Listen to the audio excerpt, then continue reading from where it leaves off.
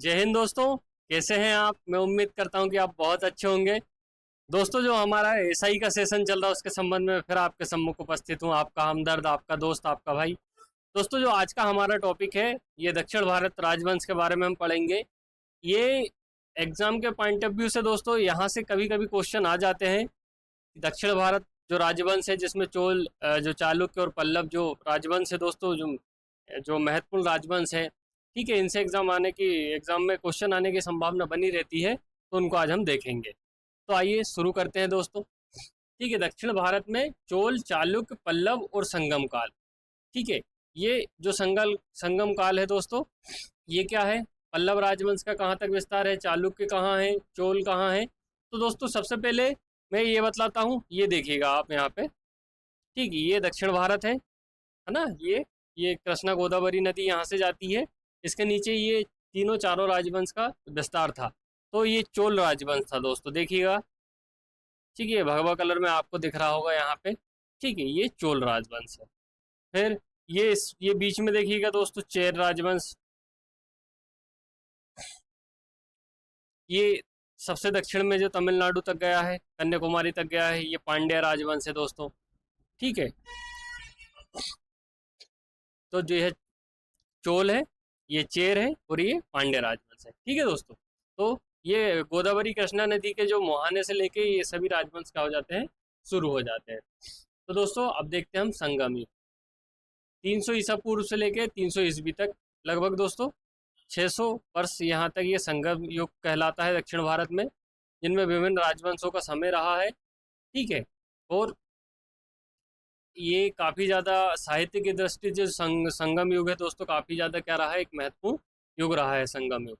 600 वर्ष का, 300 ईसा पूर्व से लेके 300 ईस्वी तक का काल, ये 600 वर्ष का क्या कहलाता है, दक्षिण भारत में संगम युग कहलाता है। संगम एक कवियों का सम्मेलन होता है, विद्वानों का मंच। यह संगम जो दोस्तों,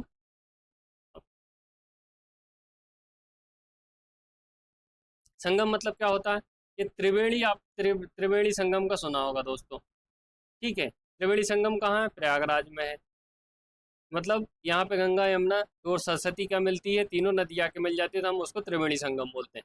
तो ऐसे ही जो दक्षिण भारत में दोस्तों जो कवि लोग मिलते थे, ठीक है, और जो विद्वानों का जो मंच था वहाँ पे, उस समय के इस समय जो टाइम पीरियड में जो विद्वान आके मिलते थे, तो उन सभी का जो मतलब जो संगठन क्या कहलाता था, संगम कहलाता था। ठीक है दोस्तों, और यहाँ पे जो संगम के जो कवि थे उनको पांड्या राजाओं का क्या था, संरक्षण में क्या हो जाता था, ये संगम जो क्या होते इकट्ठे होते थे, क्या होते थे, ये संगम वाले पांड्या राजवंश के जो ये वाला राजवंश दोस्तों है ना, इसमें क्या हो जाता था, संगम का संरक्षण था। या संगम को हम कवियों का सम्मेलन बोल सकते हैं। ठीक है, कवियों का या विद्वानों का सम्मेलन क्या कहलाता था, संगम कहलाता था। और ये किसके राजवंश में थे? पांड्या राजवंश में थे, जिसमें 3 बड़े बड़े संगम आयोजित किए गए हैं, सम्मेलन। प्रथम संगम मदुरै में आयोजित किया गया था। ठीक है, अध्यक्षता किसने करी थी? अगस्त्य ने की थी, और तोलकाप्पियर द्वारा की गई थी। तो 3 संगम गठित हुए हैं पांड्या राजवंश में। संगम का अर्थ होता है विद्वानों या कवियों का क्या होता है, सम्मेलन होता है। तो 3 संगम, प्रथम मदुरै में, ठीक है, अध्यक्षता अगस्त्य और तोलकाप्पियर द्वारा की गई थी। जो द्वितीय संगम कपाटपुरम, इसकी भी अध्यक्षता किसने करी थी दोस्तों? अगस्त्य द्वारा की गई थी। और जो तृतीय संगम मदुरै में आयोजित किया गया था, नक्कीरार द्वारा इसकी अध्यक्षता करी गई थी। तो अगस्त्य, जिन्हें तमिल साहित्य का क्या कहा जाता है, पिता कहा जाता है, दक्षिण भारत को आर्य संस्कृति से इन्होंने जोड़ा था, अगस्त्य। ठीक, तो दोस्तों आपको यहाँ पे अगर मैं आपको बतलाना चाहूँ तो क्या याद करना कि कितने संगम आयोजित ही हो गए हैं? 3 आयोजित हुए हैं। संगम का अर्थ क्या होता है? कवियों का सम्मेलन या विद्वानों का सम्मेलन। और तमिल साहित्य का पिता कहा जाता है किसे? ऋषि वो अगस्त्य को कहा जाता है, जिनने क्या किया था कि जो जो दक्षिण भारत का राजवंश था उसे जो आर्य या जिसे हम हिंदू या सनातन संस्कृति, उससे क्या कर दिया था, एड कर दिया था, तो जोड़ दिया था। ठीक है दोस्तों, तो इतना तो आप कम से कम इसमें याद रखने का प्रयास कीजिएगा। अब प्रमुख जो संगम काल के जो कवि थे, ये मतलब काफी विद्वान थे। ठीक है, या जो विद्वान और कवि थे 600 वर्ष के दौरान, तो इनके द्वारा जो कौन कौन सी किताबें महत्वपूर्ण, जो बुक कौन कौन सी लिखी गई है? तोलाकाप्पियम, ठीक, तोलाकाप्पियर अगस्त्य के शिशि द्वारा लिखी गई है। इनके नाम से ही लिखिए ना, तोलाकाप्पियार द्वारा तोलाकाप्पियम जो बुक लिखी गई है। फिर यह बुक है दोस्तों तमिल व्याकरण और काव्य शास्त्र का क्या है, प्राचीन ग्रंथ है। ठीक है, तो यहाँ पे हम आपको इम्पोर्टेंट जो जानकारी है दोस्तों वो प्रोवाइड करा रहे हैं, तो जिसमें ये जो कुछ बुकें हैं, ठीक है, ये कभी कभी क्या हो जाता है आपके एग्जाम के पॉइंट ऑफ व्यू से पूछ लिया जाता है, तो आप याद रखने का प्रयास कीजिएगा, है ना। तोलाकाप्पियम ये तमिल व्याकरण और काव्य शास्त्र का क्या है, प्राचीनतम ग्रंथ।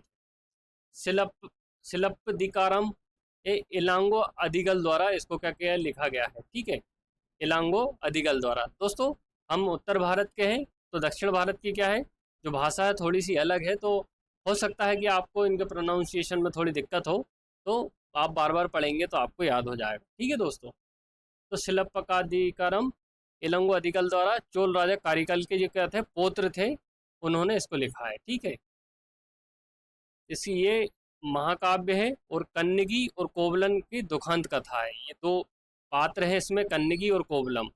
ठीक है, इनके क्या है जो कथा है ये दुखांत कथा है। फिर जो कुरल ग्रंथ है तिरुकुरल तमिल साहित्य का क्या है, इसे बाइबल कहा जाता है, और तिरुवल्लुवर द्वारा इसको क्या कर दिया है, रचित कर दिया गया है। ठीक है, कुरल। ठीक है, तमिल साहित्य का बाइबल इसे कहा जाता है। ठीक है, तमिल साहित्य की बाइबल किसे कहा जाता है, तिरुवल्लुवर को। ठीक है, फिर रामा रामावतारम। ठीक है, ये तमिल जो एक है दोस्तों हमारी रामायण उत्तर भारत की, ठीक, और दक्षिण भारत की रामायण किसके द्वारा लिखी गई है, कंबन के द्वारा, कंबन द्वारा क्या है लिखी गई है। कंबन कवि का नाम है दोस्तों, है ना। तो तोलाकाप्पियम तोलाकाप्पियार द्वारा रचित गई है, रचित है इसको। ठीक है, प्राचीन ग्रंथ है। शिलप्पकादिकम या महाकाव्य है, कन्नी और कोवलम की दुखांत कथा है। कुरल है तमिल साहित्य का क्या बाइबल कहा जाता है। और तमिल जो तमिल रामायण किसके द्वारा दोस्तों लिखी गई है, कंबन के द्वारा। इसको क्या किया गया है, लिखा गया है 12वीं शताब्दी में। ठीक है, तो ये इसमें से दोस्तों यहाँ पे जो दक्षिण भारतीय रामायण किसके द्वारा लिखी गई, कंबन, ये दोस्तों ये पूछा गया है। कुरल तमिल साहित्य की बाइबल, या तो ये कुरल ग्रंथ है किस साहित्य ग्रंथ है, या वो आपको कन्नड़ पूछ सकते हैं, या मलयालम पूछ सकते हैं, या दक्षिण भारत के कौन से राजवंश से संबंधित है, या संगम काल से संबंधित था या नहीं था। तो ऐसे करके रिलेट करके ये आपसे कहीं से भी इसमें पूछा जा सकता है। ठीक है दोस्तों, तो कुरल और कंबन की जो रामायण है वो तोलकाप्पियम, इनको आप दोस्तों याद रखने का प्रयास करें। फिर इनकी जो राजनीतिक संगम काल की राजनीतिक संरचना कैसी थी दोस्तों, तो 3 राजवंश थे, चोल थे, चेर थे और पांड्य थे। राजाओं को मन्नन की उपाधि दी जाती थी। ठीक है, मन्नन, मन्नन की उपाधि। ठीक है दोस्तों, तो ये संगम काल का जो 300 ईसा पूर्व से लेके 300 ईस्वी तक का जो काल रहा है, उसमें ये जो संगम काल कहलाता है, उसके ये क्या है दोस्तों महत्वपूर्ण ग्रंथ, और उसके राजवंश चोलचेर और पांडे के बारे में हमने देख लिया, और उनकी उपाधि कौन सी थी, मन्नन की उपाधि दी जाती थी। तो दोस्तों सबसे जो पहले ही अगर क्वेश्चन आ जाए आपसे कि संगम काल में कौन कौन से राजवंश थे, तो सबसे पहले चोल, चेर और पांड्य, 3 राज्यों से मिलकर क्या हुआ है, संगम साहित्य बना है। ठीक है, चोल, चेर और पांड्य। ठीक है, तो सबसे पहले तो आप इसी को याद रखिए कि चोल, चेर और पांड्य संगमकालीन है। अब जो दोस्तों हमने संगम काल देखे 3 राजवंश चोल, चेर और पांड्य, तो उनके बारे में अपन पर्टिकुलर अलग अलग से देखते हैं। तो सबसे पहले दोस्तों चोल राजवंश। ठीक है, तो इसका उत्थान और विस्तार, तो दोस्तों ये देखिएगा, ये चोल साम्राज्य है। ठीक है, यहाँ आप समझिए ये है क्या है, चोल साम्राज्य है, तो आप ये समझ जाएंगे कि इसका क्षेत्र कौन सा है। ठीक है दोस्तों, तो चोल साम्राज्य का संस्थापक कौन था दोस्तों, विजयालय चोल, ये क्या था, संस्थापक था। 850 से लेकर 870, 20 वर्ष इनका ये इसका शासन काल रहा है, ईसवी शासन काल। फिर संस्थापक कौन था दोस्तों, विजयालय चोल। फिर राजा राज प्रथम। ठीक है, प्रथम चोल नौसेना का इन्होंने क्या गठन किया था, इस चोल राजवंश में नौसेना भी थी। ठीक है, मतलब काफ़ी हाईली एक्टिव ये क्या था, साम्राज्य था, विस्तृत साम्राज्य था, बड़े बड़े क्या राजा थे, पराक्रमी राजा थे। चेरों को इन्होंने क्या कर दिया, पराजित कर दिया था चोल ने, जो अपना पड़ोसी चेर को पराजित कर दिया था श्रीलंका, जिसे क्या पुराना नाम है सीलोन। के नाम से भी क्या जाना जाता है। ठीक है, तो संस्थापक विजयले राजा राज प्रथम प्रथम चोल नौसेना का गठन किया, चेरों को पराजित किया और श्रीलंका को भी जीत लिया था। फिर इसके बाद जो अन्य राजा आता है राजेंद्र प्रथम। ठीक है, इसे दक्षिण पूर्व एशिया शैलेंद्र साम्राज्य का विजय करा। तो दोस्तों ये मान के चलो ये भारत है, तो ये दक्षिण भारत में कंबोडिया अम्बोडिया वाला ये जो क्षेत्र है म्यांमार से नीचे वाला, ये यहाँ का जो राज्य था दक्षिण पूर्व एशिया का शैलेंद्र साम्राज्य को इसने जीत लिया था, राजेंद्र प्रथम ने जीत लिया था। और इसे गंगई गंगई कोंडा चोलपुरम के नाम से इसका कर दिया था, नाम रख दिया था। ठीक, तो संस्थापक विजयलय राजा राज प्रथम हो गया और राजेंद्र प्रथम हो गए। फिर स्थापना इनके बंगाल की खाड़ी को चोल झील घोषित कर दिया था। ठीक है दोस्तों, तो हमने देखा कि वो इस क्षेत्र में लगा हुआ है, तो ये वाला जो क्षेत्र है उन्होंने क्या कर दिया था, चोल झील घोषित कर दिया था, क्योंकि ये सभी साम्राज्य में इतने लंबे क्षेत्र में ये राजवंश बंगाल की खाड़ी से लगा हुआ था। फिर जो कुलोत्तुंग प्रथम है दोस्तों, चीन और श्रीलंका के साथ कूटनीतिक संबंध स्थापित कर रहे थे। इसी में एक राजा और है दोस्तों, कुलोत्तुंग कुलोत्तुंग द्वितीय। इसका एक अभिलेख है, उत्तर मेरुरु। ठीक, अभिलेख उत्तर मेरु। ठीक है, अभिलेख। इससे क्या जानकारी मिलती है कि जो चोल राजवंश है, ठीक है, इसमें क्या है, पंचायती राज व्यवस्था मौजूद थी। जो हम पंचायती राज व्यवस्था की बात करते हैं ना, हमारे गांव में सरपंच का चुनाव होता है, तो दोस्तों चोल राजवंश के जो कुलोत्तुंग द्वितीय था, ठीक है, उसके शासनकाल में जो पंचायती राज व्यवस्था, उत्तर मेरू अभिलेख के बारे में जानकारी हमको मिली है। उत्तर मेरू अभिलेख से जानकारी मिली है कि इनके शासनकाल में क्या था, वहाँ पे पंचायतों का चुनाव होता था, ग्रामीण स्तर पे या निचले स्तर पे। ठीक है दोस्तों, तो अगर आपको एग्जाम में आए कि दक्षिण भारत का ऐसा कौन सा राजवंश है जहाँ पे पंचायती राज व्यवस्था प्रचलन में थी, तो दोस्तों वो कौन सा था, चोल राजवंश। ठीक है, चोल राजवंश था, काफी शक्तिशाली राजवंश था दक्षिण भारत का।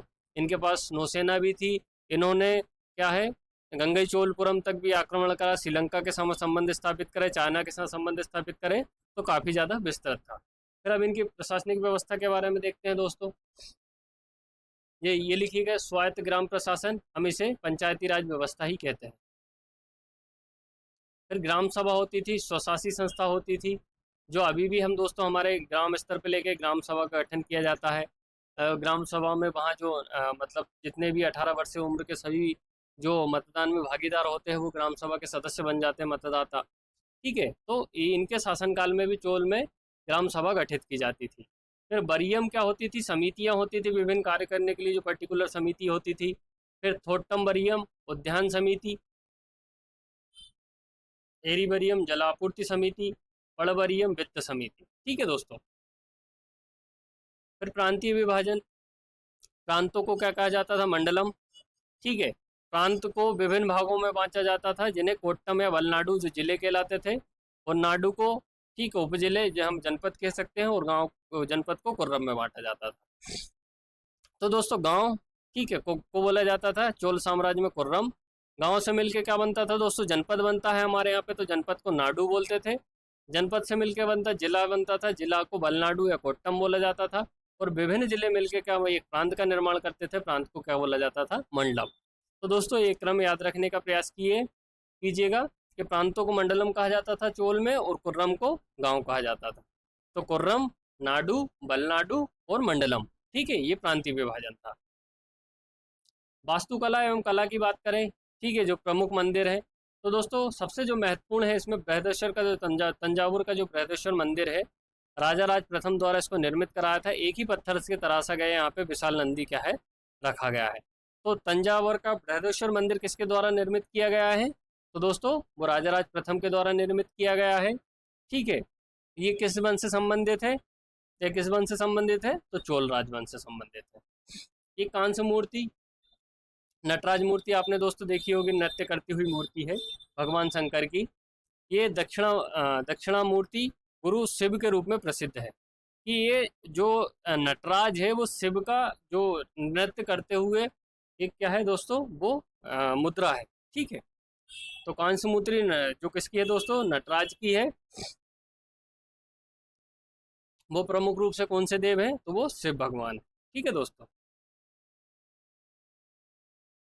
अब जो दूसरा राजवंश कौन सा है दोस्तों, पल्लव राजवंश। ठीक है, चौथी से लेकर 9वीं शताब्दी तक इनका क्या रहा, लंबे समय तक शासनकाल रहा।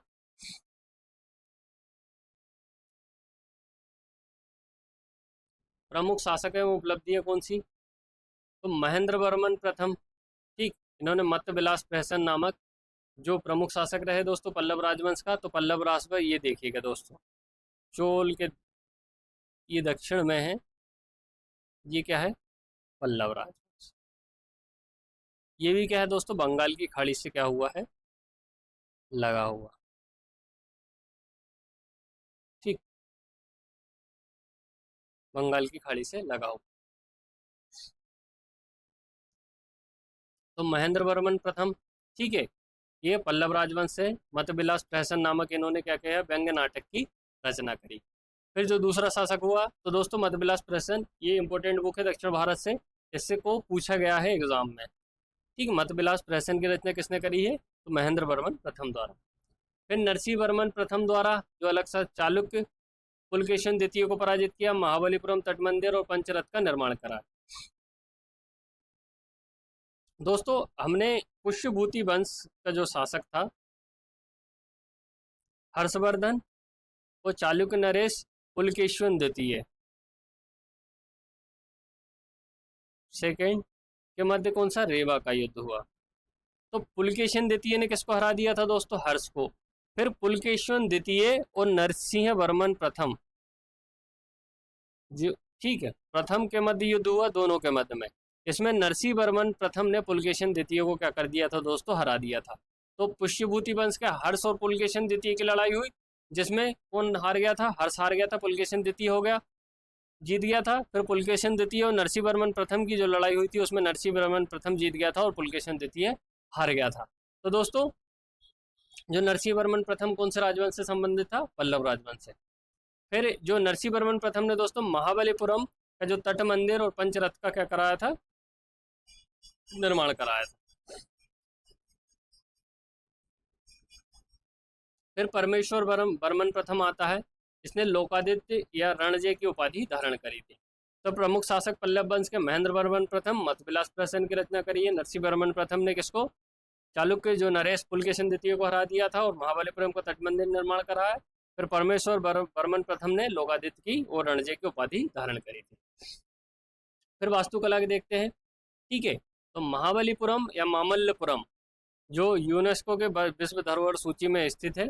ठीक है, तो इससे ये इनकी रचना कैसे, पल्लव काल में हुई है, पल्लव राजवंश के काल में हुई है।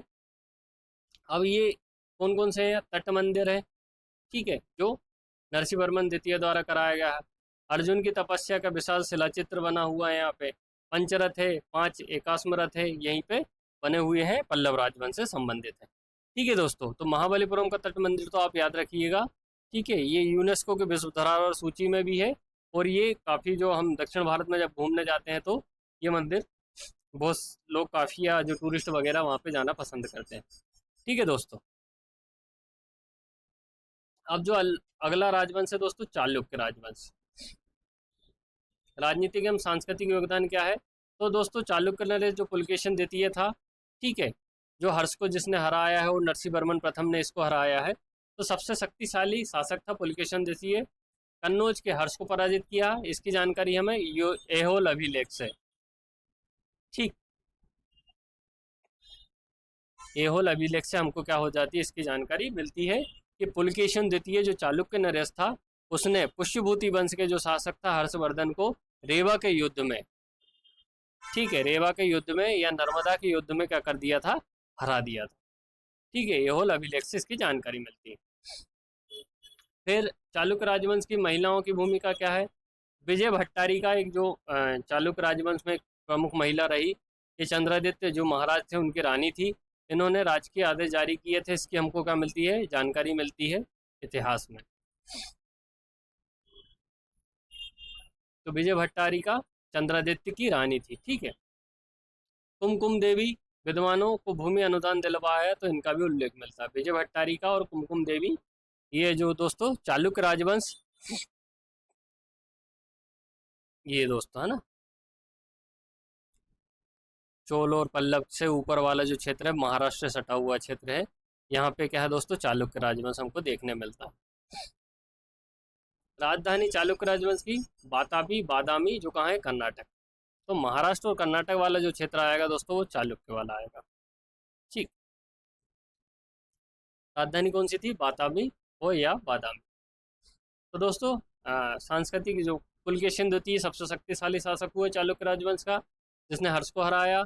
ठीक है, एहोल अभिलेख जो चालुक्य राजवंश से संबंधित है, विजय भट्टारिका और कुमदेवी क्या है, यहाँ की महिलाएं विद्वान थी। और इनकी जो राजधानी थी चालुक्य वंश की कौन सी थी, बादामी, बादामी कर्नाटक में। व्यापार एवं विदेशी संबंध, रोमन व्यापार होता था। तो दोस्तों ये देखिएगा कि अरब सागर से लगा हुआ क्षेत्र है, तो यहाँ से रोमन साम्राज्य के लिए, ये जो पश्चिमी के लिए इस क्षेत्र में अगर जाएंगे तो ये फारस जो साम्राज्य, रोम साम्राज्य, इनसे क्या होता था, इनका व्यापार होता था, उसकी जानकारी हमको मिलती है। कि हम जो हमारे जो दक्षिण भारत का जो काली मिर्च है, यूरोप में इसकी क्या थी, मांग थी, और उसका क्या कर दिया जाता था, व्यापार किया जाता था। ठीक है, काली मिर्च आज भी हम दोस्तों, हमको आपको पता होगा कि हमारा देश से दुनिया में सबसे ज़्यादा मसाला उत्पादन करने वाला है। सबसे ज़्यादा मसाला कहाँ होता है, भारत में उत्पादित होता है। काली मिर्च ले लो, हींग ले लो, या फिर मिर्च ले लो, तो ये सब दोस्तों कहाँ, भारत में होता है। इलायची, तो ये सभी कहाँ होता था, इसका व्यापार किया जाता था जो दक्षिण भारत के राजवंश के समय। अरिकमेडु, पांडिचेरी, चोमन व्यापारिक केंद्र था। अगस्ट सीजर की मुद्रा और यहाँ मनके यहाँ पे मिले, जो यूनानी शासक था, अगस्ट सीजर और वो। ठीक है, तो ये इनका व्यापार दोस्तों, यवन प्रिया। ठीक है, काली मिर्च जिसे कहा जाता है, यूरोप में इसका व्यापार था। अब जो अगला राजवंश, पांडे और चेर राजवंश। ठीक है, तो ये तो हो गया दोस्तों चेर, और ये हो गया कौन सा, पांडे। ठीक है, पल्लव के दक्षिण में और चेर के पूर्व में। पल्लव के दक्षिण में और चेर के पूर्व में कौन सा है, पांडे राजवंश मिलता है। पांडे राजवंश 200 ईसा पूर्व से लेकर 1378 ईस्वी तक का क्या रहा, इसका शासनकाल रहा। ठीक, दक्षिण भारत का सबसे लंबे समय तक शासन करने वाला राज्य, वेरी वेरी आई एम पे। ठीक है दोस्तों, तो दक्षिण भारत का सबसे लंबा समय तक जो शासन करने वाला, ठीक है दोस्तों, 200 ईसा पूर्व से लेके, मतलब ये 1578 साल, 1578 साल जो है पांडे राजवंश से दक्षिण भारत में क्या करा है, शासन करा। 200 ईसा पूर्व से लेकर 1378 तक। ठीक है, तो दक्षिण भारत में सबसे लंबे समय तक शासन करने वाला राजवंश कौन सा था दोस्तों, वो था पांड्या। पांड्य राजवंश की राजधानी क्या थी, मदुरई। ठीक है, यहाँ पे क्या है, मदुरई में मीनाक्षी मंदिर है, कुलशेखर पांड्या द्वारा इसको निर्मित किया गया था। बहुत भव्य मंदिर है दोस्तों, मीनाक्षी मंदिर, है ना। फिर पांड्य राजवंश ने रोम को राजदूत भेजा था। ठीक है, जो रोमन साम्राज्य था पश्चिम में, यहाँ पे अपना राजदूत भेजा था और संपर्क स्थापित किया था। फिर चेर राजवंश, ये देखिएगा दोस्तों, चेर पांड्य के पश्चिम में। ठीक है, इसकी राजधानी बंची केरल थी। प्रमुख वन था मुजीरिस और तोंडी और नलीसंडा। तो ये दोस्तों पांड्य देख लिया और चेर देख लिया। तो पांड्य दक्षिण भारत का सबसे लंबा जो शासन करने वाला वंश रहा है, जिसकी राजधानी क्या थी, मदुरै थी। मदुरै में क्या है, प्रसिद्ध मीनाक्षी मंदिर है। ठीक है, और इनका जो संबंध था या व्यापार कहाँ तक था, रोम तक था, और उन्होंने अपने जो राजदूत संबंध स्थापित कर दिए थे। तो चेर है, ठीक है, ये उसके पांड्य के पश्चिम वाला राज्य आता है। महत्वपूर्ण तथ्य दोस्तों, संगम साहित्य तमिल संस्कृति एवं इतिहास की आधारशिला है। चोल में नौसेना गठित करने वाला व्यापार युद्ध का प्रभुत्व था जो चोल साम्राज्य था, तो नौसेना भी थी इनके पास। और इन्होंने क्या है, स्थानीय स्वशासन व्यवस्था या पंचायती राज व्यवस्था को भी इन्होंने क्या करा था, अपनाया था। द्रविड़ वास्तुकला, बृहदेश्वर मंदिर और महाबलीपुरम, इनकी हमको इन दोनों मंदिर से जो द्रविड़ वास्तुकला है, जिसमें मैंने कल आपको बताया था कि जो स्ट्रक्चर अलग प्रकार से रहता है, तो वो बृहदेश्वर मंदिर और महाबलीपुरम के जो मंदिर है उनमें हमको देखने को मिल जाता था। रोम के साथ हमारा दक्षिण भारत के जो राजवंशों का व्यापार होता था, काली मिर्च, रत्न, अम्फोराजार आदि का आदान प्रदान कर किया जाता था या वहाँ पे हम निर्यात करते थे। ठीक है, महिला सती की चालुक्य रानियों ने प्रशासनिक भूमिका निभाई, जिसको हमने दोस्तों अंदर लेक्चर में देख ही चुके हैं। ठीक है दोस्तों, तो दोस्तों लेक्चर पसंद आया हो तो कृपया वीडियो को लाइक करें, कमेंट करें और सब्सक्राइब करें। दोस्तों मैं खुदा से दुआ करता हूँ कि आपकी हर तमन्ना से जल्द मुकम्मल हो और ईश्वर आपको सुख शांति समृद्धि प्रदान करें। धन्यवाद दोस्तों, मिलते हैं जल्द नेक्स्ट वीडियो के साथ। धन्यवाद।